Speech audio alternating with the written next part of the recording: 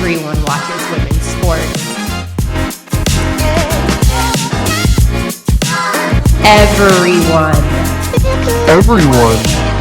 Everyone watches women's sports.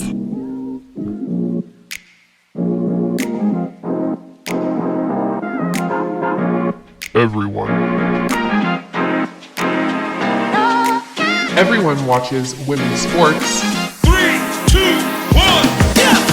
Everyone watches women's sports. The podcast.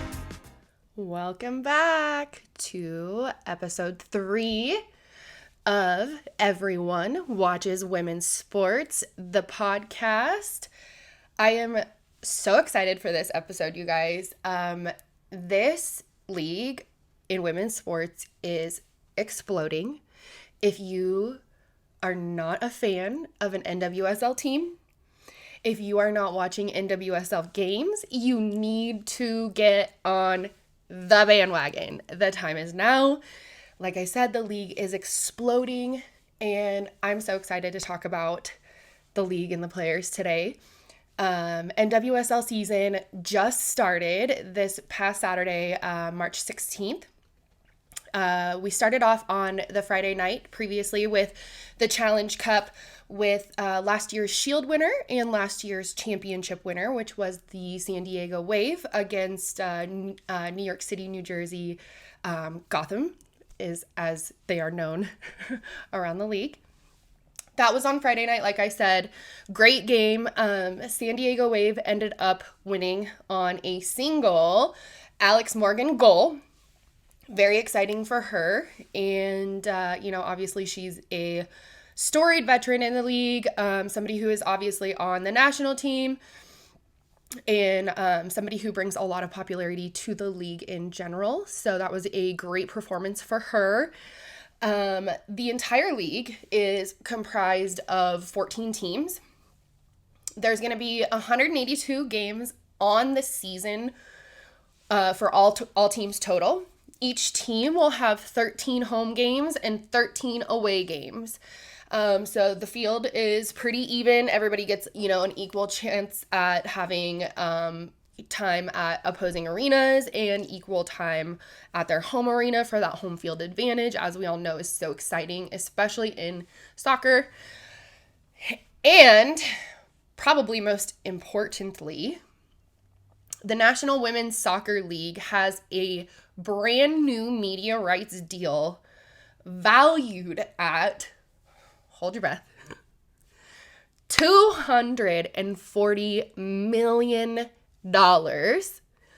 which means that 121 of the 180 I'm sorry, I'm getting ahead of myself, obviously. 121 of the 182 games will be televised across 4 different distributors. So there is going to be multiple platforms to watch the National Women's Soccer League on. And I know the National Women's Soccer League Twitter page did a thread for how to watch the league and every single team individually. I have it bookmarked, so I will try to include it in the notes of the show so that you guys can all find a way to watch either your local team or the team that you think is the best that you want to root for. Obviously, there are no rules in sports, so find who you want to root for in the National Women's Soccer League and root for them because it is so exciting. Like I said, the league is exploding. They have 2 new franchises in the NWSL. Bay FC is the newest of the 2, belonging to the San Francisco Bay Area. The other expansion team that came to the league, or rather returned to the league, is the Utah Royals FC. They were previously a franchise from 2018 to 2020. Now, on Bay FC, San Francisco, 2 players to watch include the Venezuelan Dana Castellanos and Emily Menges. Also for the Utah Royals, players to watch include Ali Sentnor and Imani Dorsey. So if you are new to the league, those two teams, especially if you're in Utah or San Francisco, definitely great opportunities to root for some killer players. I don't know if you guys have seen clips of Dana Castellanos. Holy cow. The girl can score goals from freaking half field. It's insane. I think she's only 22 years old, rising star in the league and on the Venezuelan national team. Amazing footballer. So definitely encourage you to tune into those two new teams for the NWSL. And also in some exciting National Women's Soccer League news, the San Diego Wave were recently sold in a record-setting deal that values the franchise at $113 million.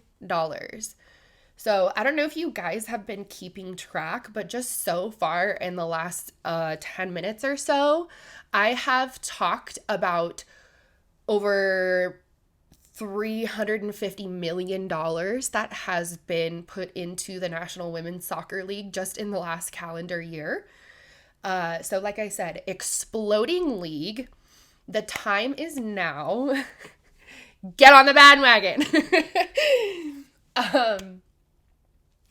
Apologies, you guys. I am doing this episode partially sick, so I'm trying to fend off coughing and clearing my throat as much as possible.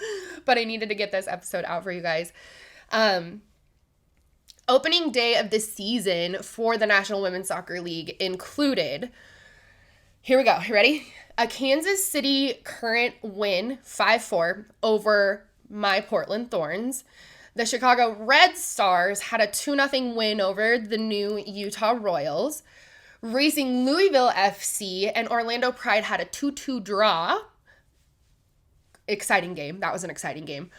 NC Courage had a huge 5-1 win over the Houston Dash. And I personally, along with several others on the Twitter timeline, watched the Kansas City Current versus Portland Thorn games. Holy cow. Somebody that I follow on Twitter said it perfectly. Sophia Smith, gonna Sophia Smith. If you don't know, you better find out because holy cow, that girl has an amazing boot. Sophia Smith and Janine Becky for the Portland Thorns each had 2 goals in brace performances for each player, which is an insane performance in the first game of the year. That game itself was a doozy. I don't think there was even a card called until like the last 20 minutes of the game or so. So it was insane. They were definitely letting them play, which is awesome. We love a little physicality. And like I said, it was kind of a breath holder for us Portland Thorns. Kansas City went up, God, it was like 3-1 early on. And then, Sophia Smith had her two big goals. I think actually her, if I remember correctly, Sophia had her goal, then Janine Becky had a goal. They alternated goals. They switched off. So exciting performance, exciting times for the National Women's Soccer League.